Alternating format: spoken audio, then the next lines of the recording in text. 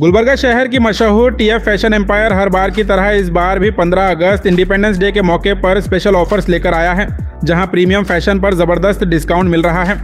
TF fashion empire के गुलबर्गा शहर में 2 ब्रांचेस मौजूद हैं। पहला ब्रांच टीपू सुल्तान चौक पर और दूसरा branch station road gold hub के बिल्कुल बाजू कॉम्प्लेक्स में मौजूद है। इन दोनों ब्रांचेस पर आपको independence day special offer available मिलेगा।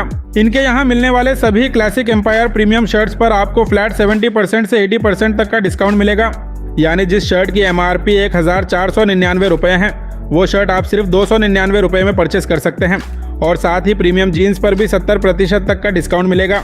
वहीं क्लासिक एम्पायर प्रीमियम ट्राउजर सिर्फ 699 रुपये से शुरू हैं और क्लासिक एम्पायर प्रीमियम कुर्ताज भी सिर्फ 799 रुपये से शुरू हैं। साथ ही प्रीमियम क्वालिटी के ट्रेंडी टी शर्ट्स भी आपको अफोर्डेबल प्राइसेस में मिलेंगे। अगर आप अपनी वार्डरोब को स्टाइलिश और प्रीमियम बनाना चाहते हैं तो टीएफ फैशन एम्पायर के इस धमाकेदार इंडिपेंडेंस डे ऑफर का ज़रूर फ़ायदा हासिल करें।